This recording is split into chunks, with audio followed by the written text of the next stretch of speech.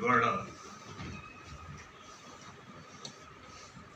చాలా విషయాలు కొన్ని చెప్పగలిగినవి, కొన్ని చెప్పలేనివి ఉంటాయి వ్యక్తిగతంగా పరిచయం ఉన్నప్పుడు. కానీ ఒక ముఖ్యమైన ప్రస్తావనతో మొదలు పెడతాను. ఎండూరి సుధాకర్ 4వ వర్ధంతి సభ ఇది. నాకు తెలిసి కవికి మరణం లేదు, కవికి జననం మాత్రమే ఉంటుంది. కాబట్టి ఏ వర్ధంతి సభ అయినా అది వర్ధంతి సభగా కంటే జయంతి సభగా నిర్వహించడం అన్నది ఆ కవికి మనం ఇవ్వాల్సిన గౌరవం. సుధాకర్ ఎప్పటికీ ఉంటాడు. ఆ రకంగా మనం వర్ధంతి సభలు జరపడం అన్నది సుధాకర్ స్మృతికి అన్యాయం. చాలా జ్ఞాపకాలు కూడా యాక్టివిటీన్నాడు. రామ్నగర్ నుంచి రాజమండ్రి దాకా, మళ్ళీ రాజమండ్రి నుంచి హైదరాబాద్ దాకా చాలా ఒక అనుభవాల సంపుటి అది. ప్రతి అనుభవం కూడా చాలా చిక్కగా కళ్ళ ముందు కదులుతూ ఉంటుంది, ఎప్పటికీ కదులుతుంది. రామ్నగర్ చౌరస్తాలో టీ తాగిన దృశ్యాలు ఇప్పటికీ జ్ఞాపకం. నేను ఒకసారి ఇంటి దగ్గర నుంచి వెళ్ళి టీ తాగడం, అక్కడ గంట తరబడి కూర్చోవడం, ఇదంతా కూడా మర్చిపోలేని అనుభవం. తొలినాడలోకి వెళితే ఇంకా చాలా విషయాలు మనం మాట్లాడుకోవచ్చు.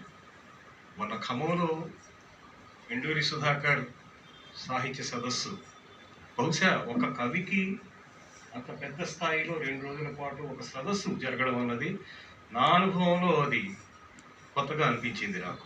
ఆ రోజు నేను అన్నాను, ఎండూరి సుధాకర్ నిజమైన పుట్టినరోజు అది అని.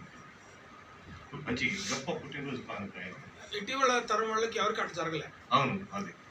కానీ 2 రోజుల పాటు 150 మందికి పైగా అందులో మాట్లాడారు.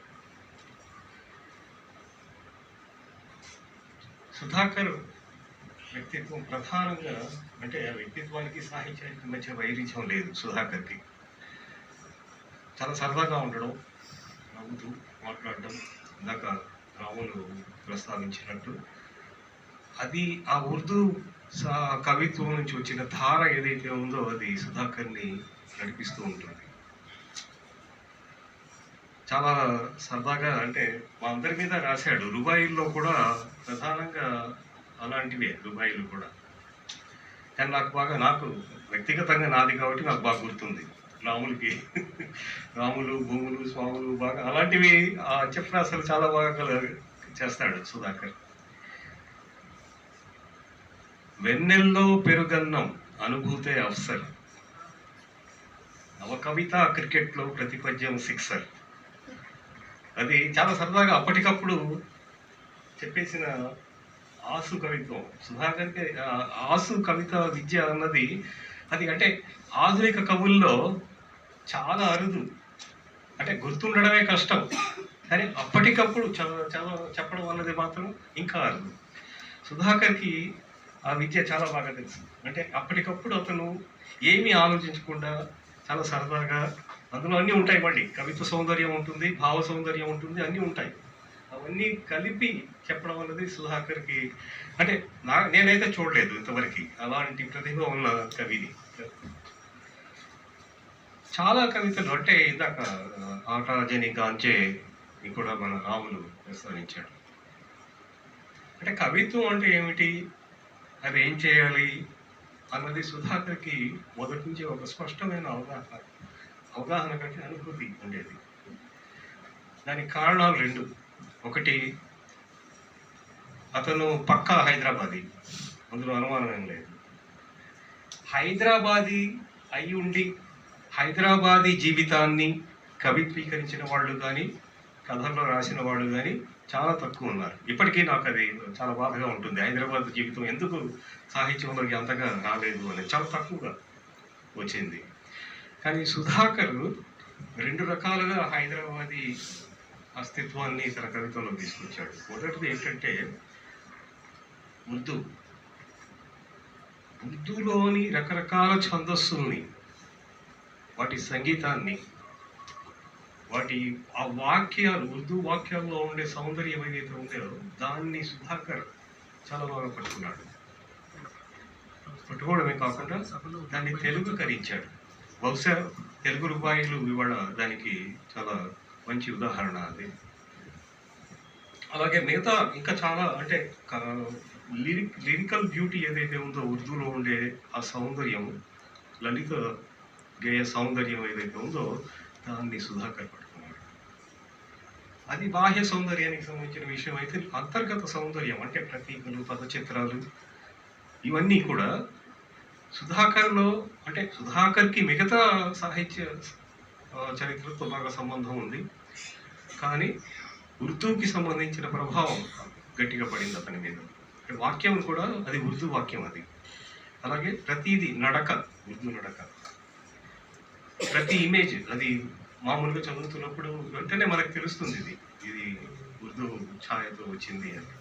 అంటే ఆ రకమైంది మనకి చాలా తక్కువ మంది చేశారు. హైదరాబాద్ ఆశారాజు ఉన్నాడు, మనకి సిద్ధార్థ ఉన్నాడు, ఇంకా కొంతమంది పేరు నాకు గుర్తు రావట్లేదు. నాకు ప్రధానంగా వాళ్ళిద్దరే గుర్తొస్తారు.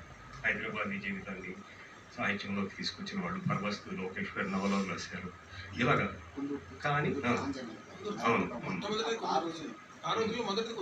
మొదటి రోజుల్లో నెల్లూరు కేశవస్వామి గారు, భాస్కర్ భట్ట కృష్ణారావు గారు, సరే వాళ్ళు ఉన్నారు. అవును, కానీ కొత్త మోడల్లో సమకాలీనుల్లో మనకి ఆశారాజు, సిద్ధార్థ చాలా బలంగా కనిపిస్తారు. రెండవ విషయం అంటే నేను తర్వాత మళ్ళీ మాట్లాడతాను దాని గురించి. దళిత అస్తిత్వాన్ని గురించి చాలామంది మాట్లాడారు, అందులో అనుమానం లేదు. దళిత క్రైస్తవ అస్తిత్వం గురించి చాలా చాలా తక్కువ కవిత్వం వచ్చింది తెలుగులో.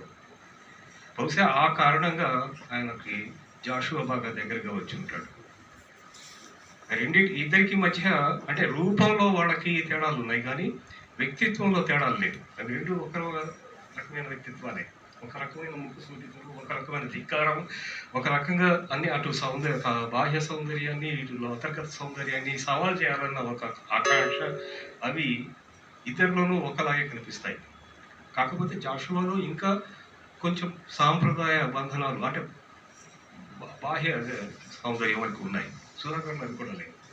అది ఎలా తొలగించుకున్నాడంటే ఉర్దూ ప్రభావం వల్ల. ఉర్దూ అనేది ఒక పరిష్కారం లాగా అతను చూశాడు.